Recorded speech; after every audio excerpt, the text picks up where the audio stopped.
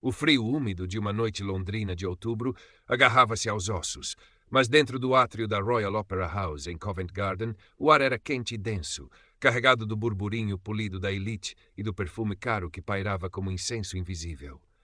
Colunas de mármore polido erguiam-se como sentinelas silenciosas, refletindo o brilho dourado dos candelabros imponentes.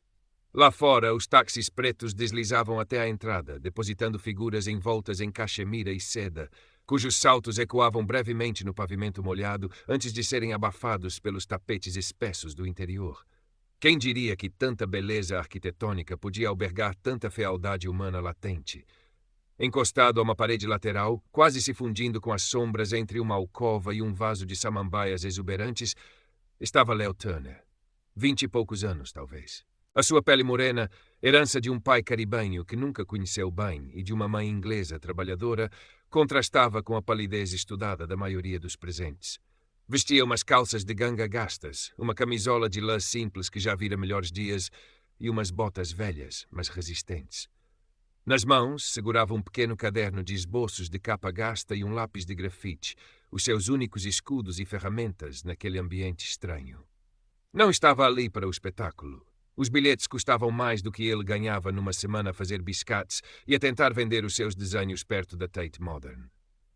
Estava à espera de um amigo, um dos técnicos de luz, que lhe tinha prometido um passe de acesso rápido para sair pelo lado dos funcionários. Enquanto esperava, observava. Era o que fazia melhor. Os seus olhos, vivos e penetrantes por baixo de uma testa franzida pela concentração, captavam tudo. A forma como uma mulher ajustava o colar de pérolas, a rigidez estudada na postura de um homem de smoking, o riso forçado que ecoava por cima do murmúrio constante. Eram como pavões, pensou ele, exibindo as suas plumagens coloridas, inconscientes ou indiferentes ao pardal discreto que os observava das sombras. Desenhou rapidamente a curva de um lustre, a linha de um ombro coberto de veludo, a tensão na mão de um homem que agarrava um programa. O seu caderno era um refúgio, um diário visual de um mundo ao qual ele pertencia e não pertencia ao mesmo tempo. Lembrou-se de um livro de segunda mão que encontrara sobre a história daquele mesmo edifício, as camadas de grandeza e decadência, os fantasmas de artistas e patronos que talvez ainda pairassem ali. Haveria espaço ali para a beleza que ele via nas ruas cinzentas de Hackney, nos rostos marcados pelo tempo dos feirantes de Brick Lane? Provavelmente não. Aquela beleza era de outra ordem, polida e exclusiva. O fluxo de chegadas começou a diminuir ligeiramente quando uma figura se destacou da multidão, não pela ostentação, mas pela aura de autoridade fria que emanava. Era uma mulher alta, talvez nos seus 60 e poucos anos, de uma magreza quase austera. O cabelo prateado estava preso num coque impecável, sem um único fio fora do lugar. Vestia um tailleur de tweed cinzento, discreto mas inconfundivelmente caro, e usava óculos de aros finos, pousados na ponta do nariz, que lhe davam um ar de perpétuo escrutínio. Uma pequena bolsa de couro de uma marca reconhecível estava segura na sua mão enluvada.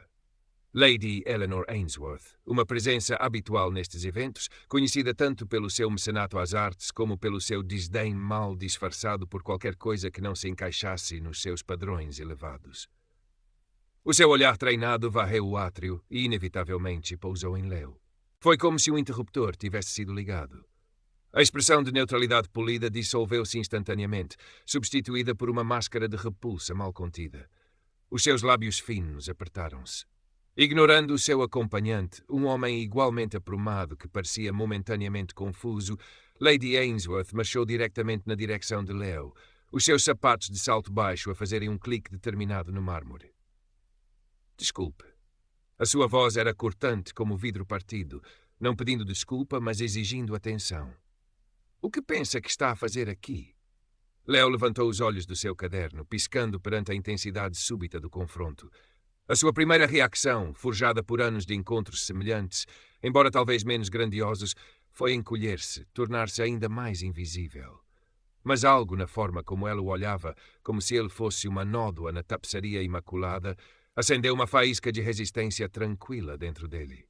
Estou à espera de um amigo, respondeu ele, a sua voz baixa, quase um murmúrio, mas firme. Lady Ainsworth soltou um pequeno bufido de escárnio. Um amigo? Aqui? Não me faça rir. Este não é um ponto de encontro para gente como você. A pausa antes de gente como você foi carregada de um peso que Leo conhecia demasiado bem. Era a frase que apagava a individualidade, que o reduzia a um estereótipo indesejado. Ele trabalha aqui, acrescentou Leo, tentando manter a calma, sentindo o calor a subir-lhe pelo pescoço. Trabalha aqui? Ela riu-se, um som seco e desagradável. Não me diga. E suponho que você também veio apreciar a ópera. Talvez tenha um camarote reservado. O sarcasmo pingava de cada sílaba.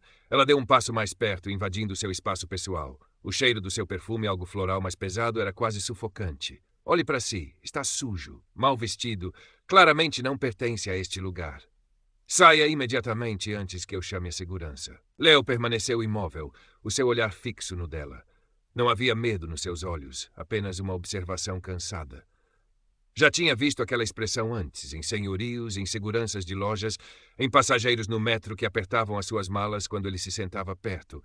Era a expressão de quem via sua existência como uma ofensa. Não estou a fazer mal nenhum, disse ele, a voz ainda baixa, mas com um fio de aço. A calma dele pareceu enfurecê-la ainda mais. A sua face pálida ganhou uma tonalidade rosada nas maçãs do rosto. Não está a fazer mal nenhum? A sua simples presença aqui é um insulto. Está a incomodar os outros convidados, pessoas decentes, pessoas que pagaram para estar aqui. Ela gesticulou vagamente para as outras pessoas no átrio, algumas das quais começavam a lançar olhares curiosos na direção deles. Formava-se um pequeno semicírculo de espectadores hesitantes. Segurança, chamou ela, a voz subindo uma oitava estridente. Um jovem segurança, uniformizado, aproximou-se. Tinha um ar ligeiramente desconfortável, os seus olhos a dardejarem entre a figura imponente de Lady Ainsworth e o rapaz quieto, encostado à parede. O seu próprio sotaque, quando falou, tinha um ligeiro travo do leste europeu, talvez polaco ou romeno. Algum problema, minha senhora? Este indivíduo, disse Lady Ainsworth, apontando um dedo enluvado na direção de Leo como se estivesse a identificar uma peça de lixo particularmente ofensiva. Está a vaguear por aqui, a incomodar toda a gente. Não sei se é um pedinte, um ladrão ou simplesmente um vagabundo. Quero que o retire daqui imediatamente. O segurança olhou para Leo, depois de volta para Lady Ainsworth. Havia uma hesitação nos seus movimentos. Leo não parecia ameaçador. Estava apenas ali parado, com um caderno na mão. Senhor, começou o segurança, dirigindo-se a Leo, a voz profissional, mas com uma nota de incerteza. Lamento, mas terá de se retirar. Esta é uma área privada para os convidados. Estou apenas à espera, repetiu Leo, olhando diretamente para o segurança. O meu amigo vem já buscar-me. Não interessa, interrompeu Lady Ainsworth, impaciente. Ele não tem o direito de esperar aqui. Olhe para ele.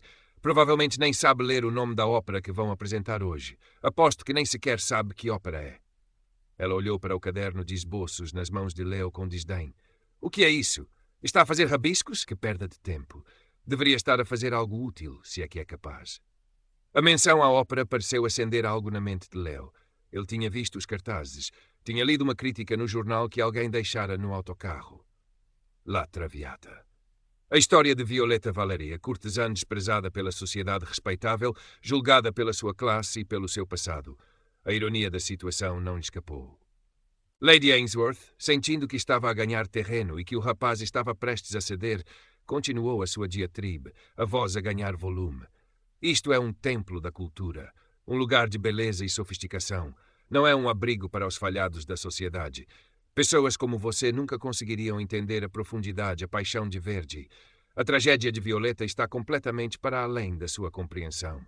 Ela pronunciou Verdi e Violeta com uma ênfase possessiva, como se fossem propriedade exclusiva dela e da sua classe.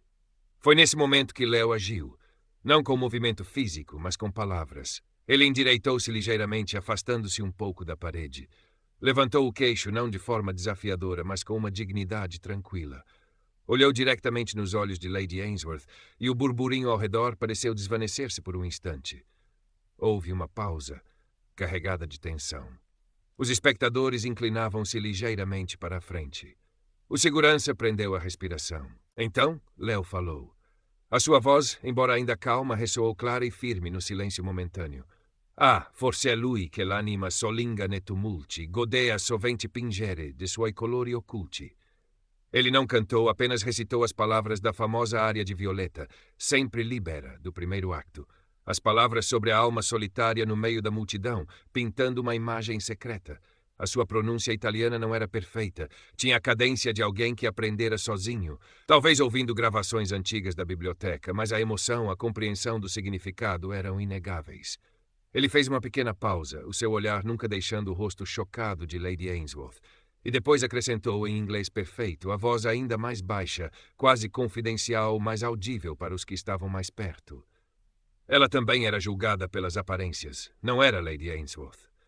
Mas a sua alma. A sua alma ansiava por algo mais do que os salões dourados podiam oferecer. Talvez a verdadeira tragédia não seja a classe social, mas a incapacidade de ver para além dela. O efeito foi imediato e devastador. Um silêncio pesado desceu sobre o pequeno grupo. Lady Ainsworth ficou boquiaberta, literalmente. A sua pele já pálida pareceu ficar translúcida. Os seus olhos arregalaram-se por detrás dos óculos finos. Abriu e fechou a boca uma ou duas vezes, mas nenhum som saiu. Era como se o rapaz tivesse acabado de lhe dar uma bufetada invisível, mas muito real. Os olhares dos outros espectadores deslocaram-se dela para Leo e depois de volta para ela. Havia surpresa, sim, mas também algo mais. Constrangimento, uma pitada de reprovação, talvez até um vislumbre de admiração relutante pelo rapaz. O segurança deu um passo atrás instintivamente, os seus olhos arregalados. A autoridade social de Lady Ainsworth, tão absoluta momentos antes, evaporou-se como fumo. Ela tinha sido exposta não por agressão, mas pela inteligência inesperada e pela pertinência cortante da observação vinda da fonte que ela mais desprezava. A sua ignorância sobre a própria cultura que afirmava defender tinha sido revelada pela pessoa que ela considerava inculta. A humilhação era palpável. Ela recompôs-se com um esforço visível, endireitando as costas rigidamente, ajeitando uma luva que não precisava de ser ajeitada. Lançou um último olhar a Leo, um olhar que misturava ódio puro e choque profundo. Depois, sem dizer mais uma palavra, virou-se abruptamente e marchou em direção à entrada principal do auditório. O seu acompanhante a segui-la apressadamente, o rosto uma máscara de embaraço. Leo observou-a ir, o seu peito a subir e a descer lentamente, enquanto soltava uma respiração que não sabia que estava a suster. O pequeno nó de tensão nos seus ombros relaxou ligeiramente. Não sentia triunfo, apenas um cansaço profundo e uma tristeza familiar. O segurança aproximou-se dele novamente, mas desta vez a sua postura era diferente. Havia um respeito relutante nos seus olhos. Lamento por isso, murmurou ele, a formalidade desaparecendo. Ela pode ser difícil. Leo apenas acenou com a cabeça, um pequeno movimento. O seu amigo está quase a chegar? Perguntou o segurança, quase como um pedido de desculpas. Sim, obrigado. O segurança hesitou por mais um momento. Depois deu um discreto aceno de cabeça e voltou ao seu posto, tentando parecer indiferente aos olhares curiosos que ainda persistiam. A pequena multidão de espectadores começou a dispersar-se, alguns comentando em voz baixa, outros simplesmente abanando a cabeça antes de se dirigirem para os seus lugares. O incidente tinha terminado tão rapidamente como tinha começado, mas deixara uma marca no ar polido do átrio. Leo ficou ali por mais um minuto, o caderno ainda na mão. Olhou para o último esboço que fizera, a linha tensa do ombro de veludo. Pegou no lápis e por baixo acrescentou uma pequena nota, as palavras da área de Violeta. Depois fechou o caderno lentamente. O seu amigo apareceu momentos depois, vindo de uma porta lateral discreta, o rosto sorridente e alheio ao pequeno drama que acabara de ocorrer. Desculpa a demora, Leo. Pronto para ir? Leo forçou um pequeno sorriso. Pronto.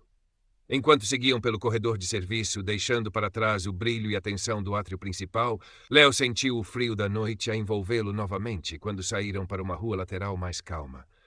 Olhou para o céu nublado de Londres, para as luzes da cidade que pintavam as nuvens de um laranja doentio. A pequena vitória lá dentro pareceu subitamente insignificante à vastidão da cidade e à persistência das barreiras invisíveis que ela erguia.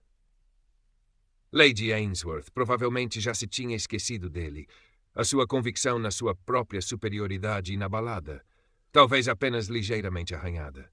Mas ele não se esqueceria, não da humilhação dela, mas da sua própria capacidade de manter a dignidade, de usar a sua mente como escudo e arma. Talvez fosse essa a única vitória que importava. Amanhã haveria outro átrio, outra rua, outro olhar de desdém, mas ele continuaria a observar, a desenhar, a ler. Continuaria a existir naquelas margens, carregando a sua própria cultura silenciosa dentro de si.